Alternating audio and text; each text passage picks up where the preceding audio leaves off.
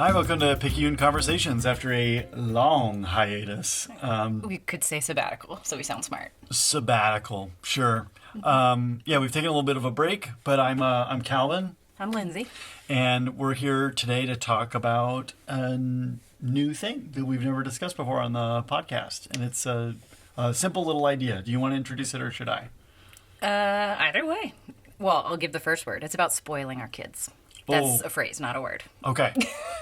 Okay, so rather than me just giving the statement, let me, I guess, set it up. So I think that a lot of the conversation that folks have around, okay, don't spoil your kids. I think that that's not a particularly controversial idea, but I think that a lot of how people think about spoiling kids is that there's this sense of you can't over pleasure them, right? Yeah, overindulgence. You go to toughen them up a little bit or something, and that's kind of the impetus for don't spoil your kids. They need to feel the pain of life or something like that. And I'm not saying that that's a completely illegitimate way of seeing it, but I think that you kind of miss the actual problem with spoiling, and it's not about excessive pleasure. It's not about gluttony. It's not about that's not in essence the biggest problem. It maybe is a problem, but it's not the biggest problem with spoiling.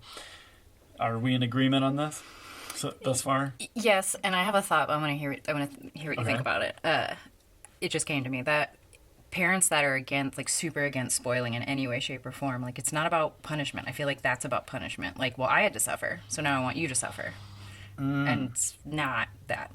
We're talking about it's a vote of no confidence if we spoil our kids. Okay. Yeah. So to me, that is the central issue of spoiling. It's this vote.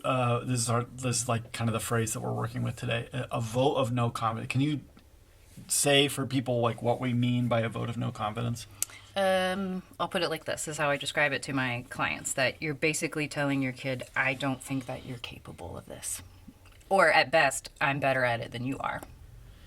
Yeah, that's I think a really powerful way of expressing it. It's this from above down to below kind of condescending message of, oh, you couldn't possibly handle not having what you want, or you couldn't possibly handle some natural or logical consequences of your poor choice nice without me jumping in to rescue you and preventing any unpleasantness in your life.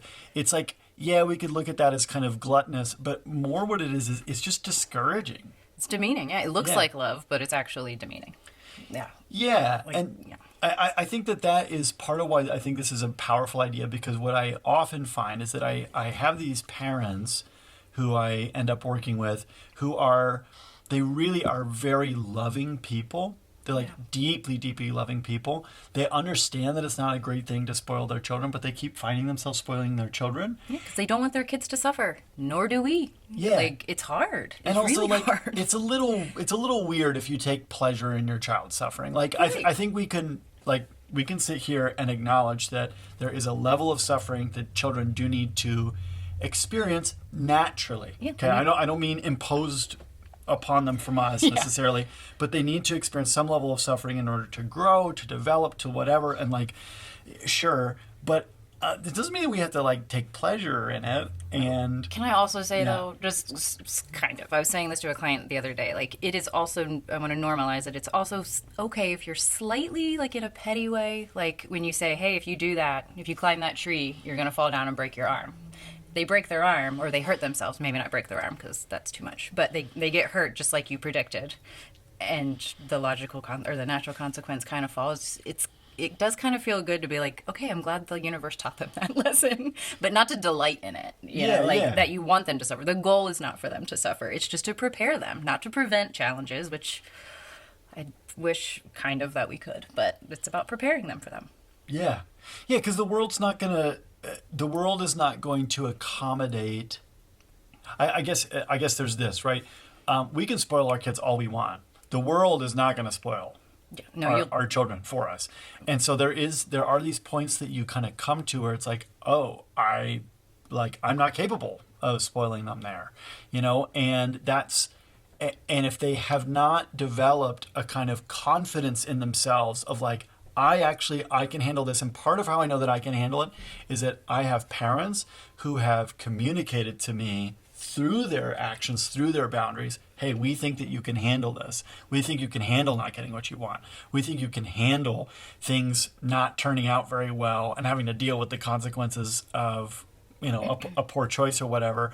That is so, that's a powerful thing for somebody to take with them through life, that kind of confidence that comes from encouragement. It's a weird thing to think of withholding a kind of protection or withholding a goodie an unreasonable goodie, okay, from a child as a form of encouragement. But it's this thing of communicating to them like, hey, like I know that you want ice cream on 9:30 on a Tuesday, and it's a school night, I'm sure you do want ice cream, and also like I don't have to sit here and lecture you about it, but like I do have confidence that you're not going to keel over and die if I don't give it to you. It's okay if it feels like that. Yeah. I think in addition, I like confidence as the focus, and also like resilience. They have to experience success and failure in order to literally grow neurons in your brain. I think I've used that example before, to grow neurons, but to get to understand resilience and own it. Otherwise, you're going to end up with a kid who grows up and is lost when the world doesn't hand them everything. Yeah. And that doesn't prepare them. That's setting them up for failure. Yeah. Yeah, it's like folks who come out of very agreeable families. And but by the way, like don't hear me dunking on agreeable families. Like honestly, there's great virtue in having a little bit less conflict, constantly. There's worse things. It's certainly. But there's this thing where, like, then they run into some situation where, like, somebody has a different opinion than they do, and they're like this other person is like, no, that's a hill that I'm going to die on. Like, I am going to disagree, and I'm going to actively disagree. And it's like they just disintegrate. Like they do not have a concept of what this would be like, and therefore they have it's not really that they are incapable, but they feel so incapable of dealing with that because it's so new and they've never been kind of inoculated to those kinds of challenges before. And so in light of that, okay, I think what's cool about seeing spoiling not as this overindulgence of pleasure, but as a vote of no confidence. I think for those parents who are really deeply loving people who want to see their kids have pleasurable experiences or, avoid pain or something like that. Like we're talking really good parents, like at their core, for them to see that spoiling, it's like, yeah, maybe here they had this idea of like, well, it's not good to overindulge, but where really is the line between and just like giving your child good things and overindulging? That's really murky. But if what we start to do is to say, yeah, but like, can we think of it as a vote of no confidence? Does your child think that they can handle not having what they want? Do they feel up to the challenge of dealing with getting a detention at school without you rushing up to the principal's office and trying to explain it away and going to bat for them and basically being a huge pain in the ass to the school until they let your kid out of the detention or something? Do they actually have the confidence to do that? And then you'll see this look of recognition on a parent's face of like, oh my God, they don't. Yeah. And it's not about never accommodating or never helping. It's just not doing it consistently. Like maybe we can think about it like bacon. Or yeah, let's do the bacon metaphor. This is my bacon earring. Oh my God, look at this. On theme today. Look at that. On brand, I know. Did you do that on purpose? I did. For those of you just listening, she held up to the camera she has these bacon earrings. I have no idea. I didn't know that those were a thing. Yeah, my daughter picked them out. I got them at the farmer's market. Well, there you go. It's hot stuff. If I knew her name, I would say it to promote. So it's not to never do it. It's to just not, well, you can tell it better, the bacon thing. The diet. Well, yeah, make your diet up of all bacon. Yeah, I think we even talked about this. I think we did an episode a while ago on the difference between praise and encouragement. Maybe. Yes. And I know that we run in these Adlerian psychotherapy circles, and sometimes among Adlerians there's this thing of like, oh, we can never praise our children, and I just think it's just like, come on, like it's not going to cripple your child if you say good job. Okay, it's just not. But the question is like, is that praise is like bacon. It is tasty, it is delicious, and it's not going to kill you unless that is the staple Yeah, it's all you food eat. of your diet. Okay, like if it's every meal, it's like, yeah, bacon with a side of, bacon with a side of. Well, yeah, you're gonna stroke out. Like it's just gonna, your blood pressure is gonna be through the roof, and your blood's gonna be milky white, and it's gonna be gross. Like, And what if their boyfriend's a vegetarian? yeah. Uh-oh. And I think this also, I love what you're saying, because it also, I think this actually frees parents up to indulge their children in reasonable ways. Yeah. Like, there really is actually nothing particularly awful about ice cream at 9:30 p.m. No. Like, your child is not going to die if one time they have a little bit too much sugar. I know that that's going to, like, piss off some of the parents out there who are listening to this podcast. Scientifically, what I am saying is true. I'm sorry if that upsets you, but scientifically it is true that a root beer float, if your child has it, they're not going to die. Yeah, they're just not. And if anything, the science says if they randomly have a root beer float for breakfast or something, that is such a novel experience that they're going to grow neurons and it'll be special, especially if you classify it as a special event.